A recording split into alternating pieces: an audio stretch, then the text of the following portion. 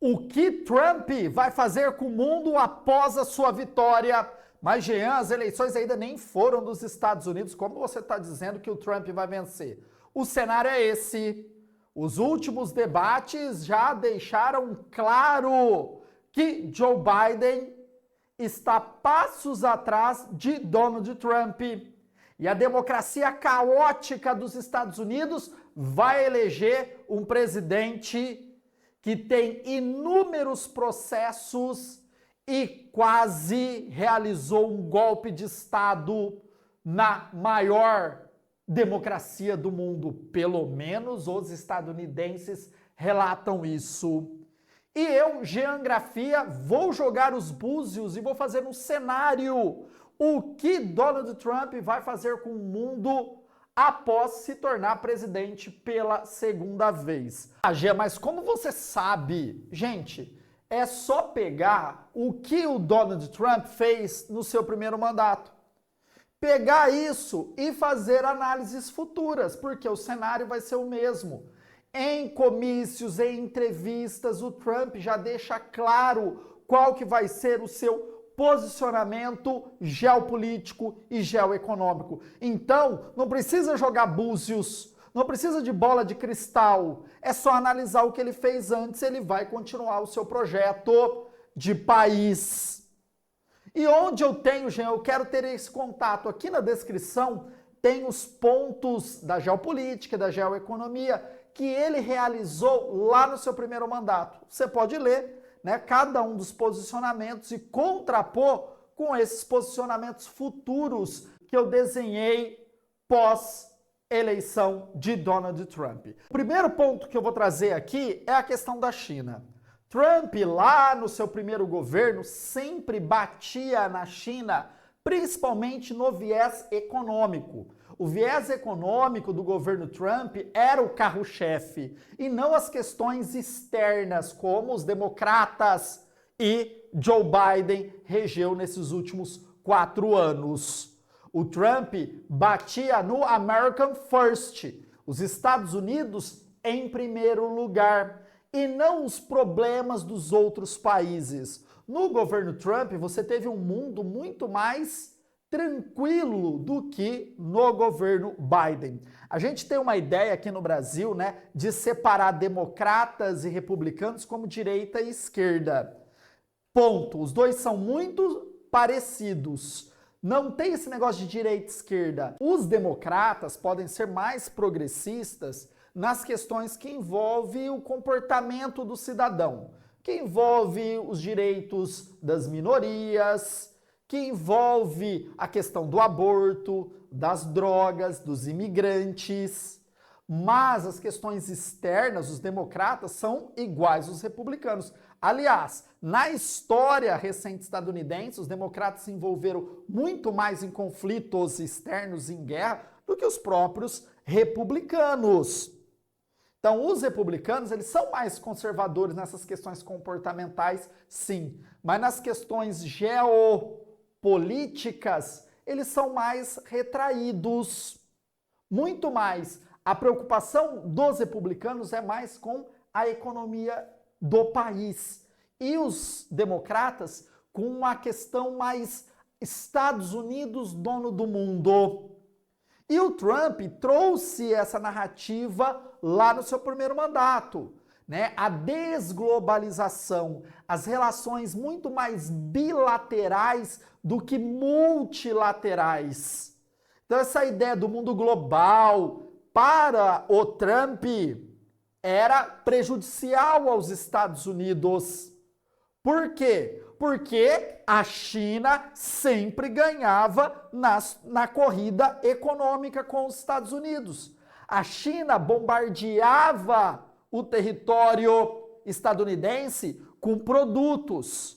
É uma competição desleal, Trump dizia, já que na China você tem mão de obra muito mais farta e barata que nos Estados Unidos. Você tem ausência de sindicato, que nos Estados Unidos o sindicato é muito forte. Na China, você tem a ausência das leis ambientais.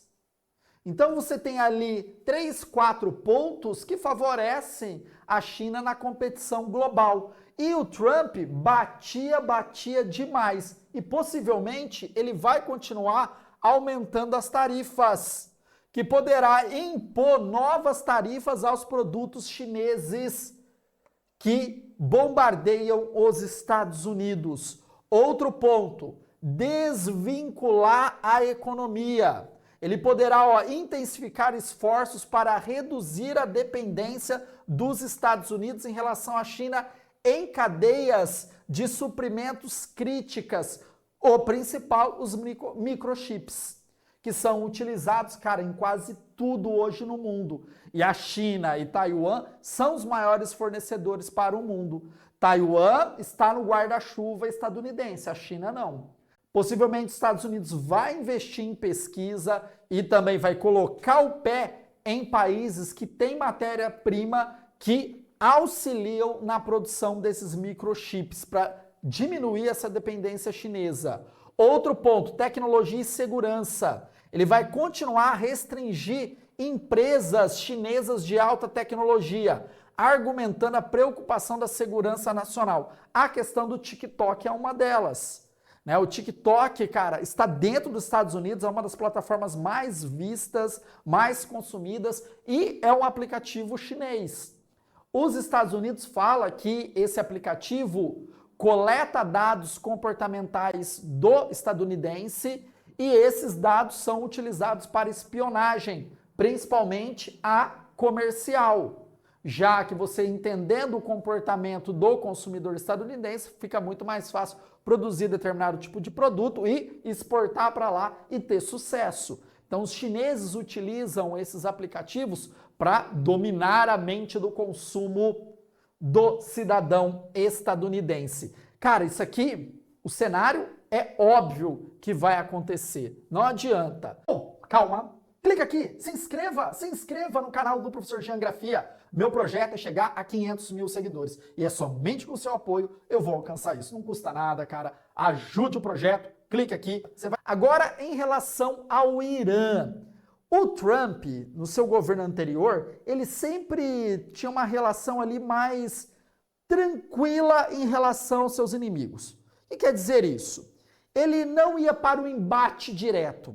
Ele prefere sentar e discutir, sentar e mediar. Tá? Então, essas problemáticas que envolvem Irã, que envolve até o Hamas, Hezbollah, Coreia do Norte, Rússia, a própria China, apesar de umas falas muito pesadas de Donald Trump lá no primeiro governo, ele sempre é aberto ao diálogo. E possivelmente com o Irã também. Mas a conversa com o Irã, ela tem que ser o quê? Vou pressionar ainda mais para que eles não aguentem essa pressão e sente comigo para negociar.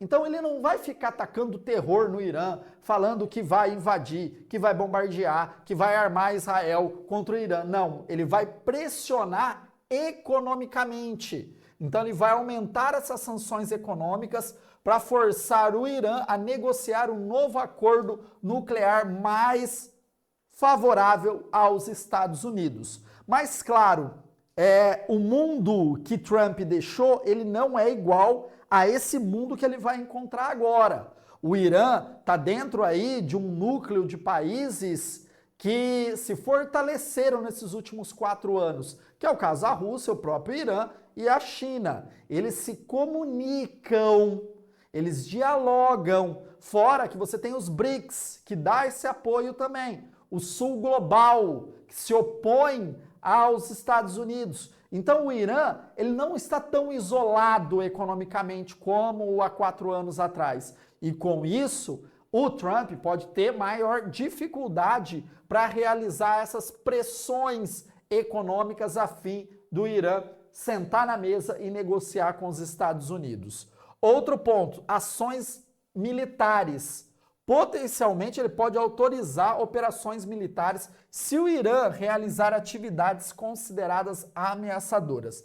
Cara, a gente não pode tirar da pauta do Trump que Israel vai ser protegido. Não é porque vai mudar de governo, o Trump vai falar, ah, não, cara, Israel é um patrimônio estadunidense, praticamente. É um enclave estadunidense dentro do Oriente Médio. Então não vai mudar, ele não vai deixar de proteger. Aliás, gente, no governo dele ele queria transferir, né? Transferir a embaixada dos Estados Unidos de Tel Aviv para Jerusalém.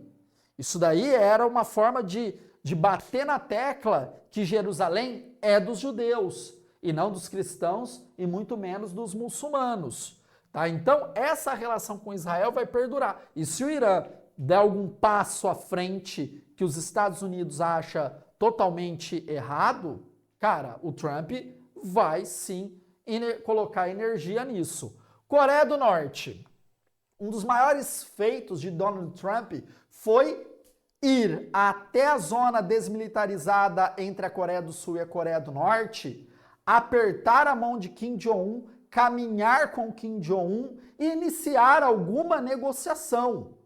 O que nenhum presidente conseguiu. Nenhum presidente dos Estados Unidos deu ouvidos a Kim Jong-un. E Trump deu. Isso aí foi um feito, um marco. Um marco. Dá uma olhadinha na foto. Dá uma olhadinha na foto das duas figuras. E possivelmente você vai ter o quê? Negociações mais diretas, que poderá buscar novas reuniões com Kim Jong-un para negociar a desnuclearização da Península Coreana, com a possibilidade de diminuir as sanções econômicas. Que na teoria, a Coreia do Norte não é o problema para os Estados Unidos. Os Estados Unidos não têm tanto interesse na Coreia do Norte. A questão é que a Coreia do Norte quer atacar o Japão, quer atacar a Coreia do Sul, que são parceiros históricos aí dos Estados Unidos pós-Segunda Guerra Mundial. Mas é aquilo que eu falei, Trump não vai encontrar o mundo de 4 anos atrás. A Coreia do Norte de Kim Jong-un agora está de braços dados com Vladimir Putin. Você tem a guerra da Ucrânia, então você tem uma outra dinâmica. Mas, possivelmente, você vai ter o quê? Uma abertura de negociação. Aqui é um ponto importante. Relações com a Rússia. No governo de Trump, a relação dele com Vladimir Putin era uma relação amistosa. Havia diálogo, havia conversa, porque o grande inimigo de Trump não era a Rússia, era a China, porque o viés de Trump é a questão econômica, é a disputa econômica, é para que o americano médio esteja feliz, e para ele estar feliz, eles têm que estar consumindo a economia dos Estados Unidos bem, o americano médio tendo um trabalho que remunere bem. Tá? Então, a defesa da economia é um ponto importante. E a Rússia, os debates são muito geopolíticos e pouco econômicos. A única relação bem próxima dos dois países é a questão do petróleo. Então, o que pode acontecer? Sanções e cooperação poderá buscar um equilíbrio entre manter as sanções e explorar as áreas de cooperação, como o controle de armas nucleares e o combate ao terrorismo. Então, o Vladimir Putin, vamos imaginar que ele, pressionado por conta da guerra da Ucrânia, o Trump consiga negociar a diminuição das sanções promovidas pelo governo Biden e, em troca disso, o Vladimir Putin assina algum tratado, né, de não uso de armas nucleares na guerra da Ucrânia, de combate do terrorismo. Cara, há algum caminho de diálogo entre as duas partes. Dificilmente, agora uma opinião minha, você vai ter ali um apoio estadunidense para Zelensky. Que Zelensky continue a sua guerra contra a Rússia. Gente, o Trump tá nem aí para a Europa. Tá nem aí. Ele faltava em eventos da União Europeia. Ele não ia em reuniões que eram consideradas estratégicas da União Europeia. Então, se a Rússia conquistar ali metade da Ucrânia, dentro do cenário do governo anterior, cara, o Vladimir Putin vai ter um mar azul aí para invadir, fazer o que bem entender, pelo menos com metade da Ucrânia aí, que aí pode ser que chegue num acordo, porque o Zelensky não vai ter poder de barganha ali, não vai ter mais o dinheiro dos Estados Unidos, e aí os três vão ter que sentar e o Trump falar, ó, cara, metade aí é russo e vamos acabar com isso. Cara, o Trump é imprevisível, vocês sabem. Aí você tem, né, a NATO e as alianças europeias. Qual será que é o posicionamento de Trump? Como eu falei para vocês, o Trump sempre deixou de lado a Europa. Tinha um diálogo mais próximo com a Inglaterra, porque é um parceiro histórico, mas França, Alemanha, o Trump não desenrolava a letra ali não. Ó, primeiro ponto, contribuições financeiras. Continuará a pressionar os aliados europeus a aumentarem suas contribuições financeiras para a NATO, OTAN. Cara, isso aí era um ponto do governo dele. Ele diminuiu, né, a verba enviada pelos Estados Unidos para a OTAN. Porque ele queria pressionar a Alemanha e outros países a injetar mais dinheiro. Pô, vocês têm que defender o território de vocês, eu tenho que ficar colocando dinheiro, vocês têm que colocar também. Tá? Então, possivelmente, isso aí ó, estremeça a OTAN. Redução das tropas. Poderá considerar retirar ou realocar as tropas estadunidenses na Europa para economizar custos e pressionar por maior participação dos aliados. Imagina, né? Os Estados Unidos retirar tropas da Europa, deixar a Europa muito mais vulnerável, isso geraria um temor aí nos países que se sentem pressionados pela Rússia. Olha que cenário complicado que o Trump pode colocar na mesa dentro desse novo cenário. Aí nós temos acordos comerciais. Aí, cara, acordo comercial eu te garanto, os acordos vão ser muito mais bilaterais, Estados Unidos e o outro país, do que multilaterais. Um ou outro caso que é de interesse estadunidense, isso mesmo. Tudo é voltado ao trabalhador estadunidense. O foco é esse. Ele vai buscar renegociar tudo que o Biden fez, que ele acha que não é correto, e ele vai buscar esses acordos mais justos. E é aquilo que eu falei, ó, acordos bilaterais. Esse é o foco. E, claro, o maior controle dos Estados Unidos, desses acordos bilaterais. American first, América em primeiro lugar. A América está no topo e os outros estão lá embaixo. A América é superior. Isso é fala do Trump, né, gente? Vocês já sabem disso.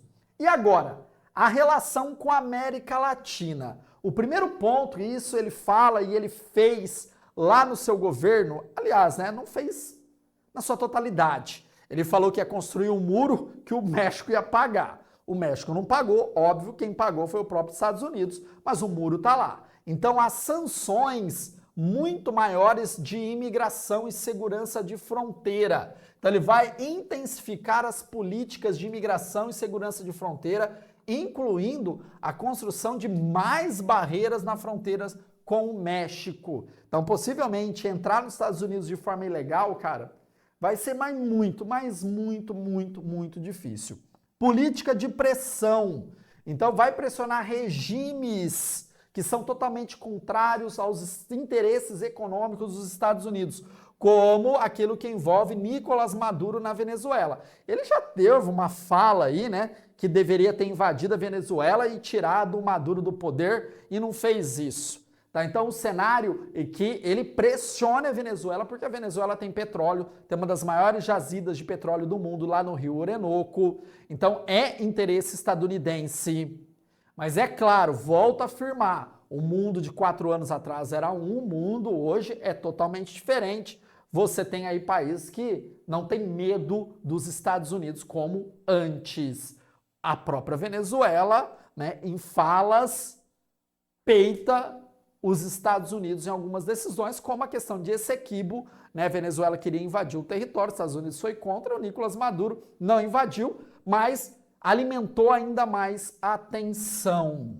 Tá, Oriente Médio, agora como um todo, acordo de paz, procurar buscar expandir os acordos de Abraão, incentivando mais países árabes a normalizar as relações com Israel. Cara, isso estava acontecendo no governo Trump lá atrás, né? Países estavam sentando com ele estava conseguindo que esses países tivessem uma relação mais amistosa com Israel e falasse o seguinte: Israel é legítimo do seu território. Cara, ele estava quase conseguindo isso com a Arábia Saudita. Aí você teve, né, o ataque terrorista do Hamas, a resposta desproporcional de Israel, e aí esse acordo foi para o buraco. Mas os acordos de Abraão possivelmente vão ganhar ainda mais força.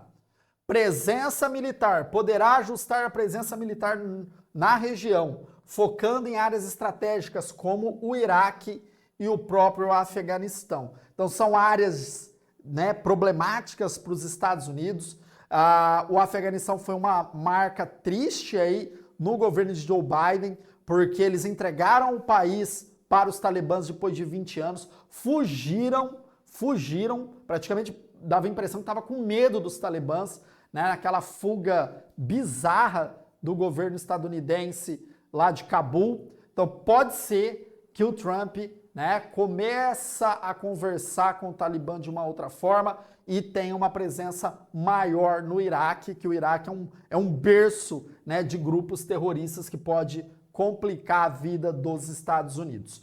Outro ponto importantíssimo, questão de mudanças climáticas e acordos globais. É óbvio que, como ele fez lá atrás, ele vai sair do Acordo de Paris, né? Não deverá reingressar no Acordo de Paris, mantendo a posição que ele é injusto para os Estados Unidos, né? Somente prejudicando a economia estadunidense. Com certeza ele vai continuar aquela falácia anti-aquecimento global, que o aquecimento global e mudanças climáticas é fake news, né? Que isso é para prejudicar os Estados Unidos. Cara, a gente já sabe ali da resenha do Trump.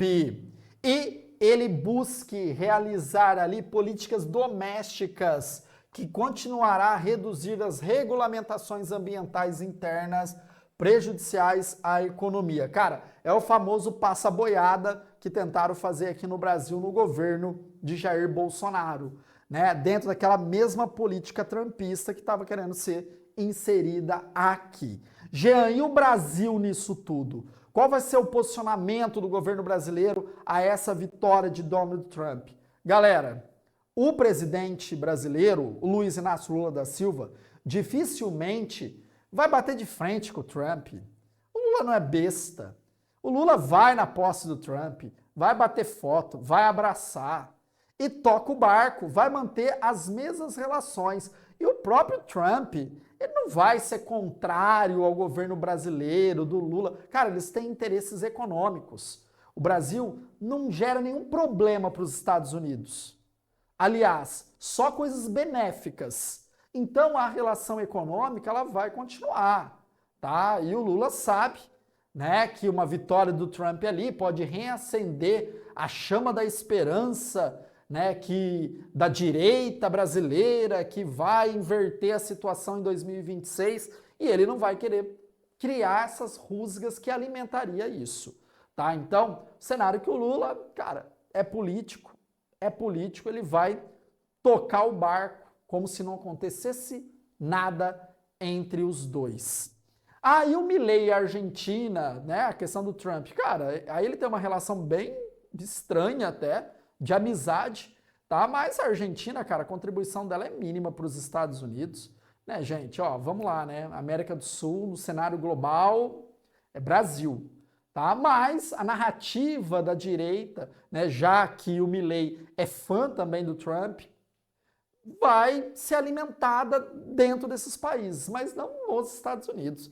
Se você sair lá em Nova York e perguntar quem é o presidente da Argentina, eles nem sabem, eles sabem nem onde fica a capital, tá? É a gente que alimenta uma ideia estadunidense aqui na América do Sul. Beleza? Ó, desce o dedão no like, se inscreva, é um canal de educação, precisa muito do seu apoio. Se você gostou dessa aula, desce e compartilha. Compartilha no grupo do WhatsApp, compartilha com o tio, compartilha com a avó agora, compartilha. Cara, vamos difundir essa aula para as pessoas entenderem o que pode acontecer com essa possível vitória de Donald Trump. E se você quer estudar para vestibulares, conhece alguém que presta vestibulares, FUVEST, Unesp, Unicamp, Enem, você tem um primo, filho, cara, ou você mesmo vai prestar, Gabaritagel é minha plataforma de estudo, é uma escola online onde o aluno paga menos de R$ 20 por mês e tem acesso a professores de cursinhos, cara, que custam R$ 2.000, R$ 3.000 por mês, que dá aula em ângulo, objetivo, poliedro, só cursinhos de ponta, e eles vieram para a internet abraçar o meu projeto nessa difusão de uma educação muito mais acessível para preparar você para os vestibulares. Link aqui na descrição e compartilhe esse projeto para os seus amigos se você gosta do Gabaritagel.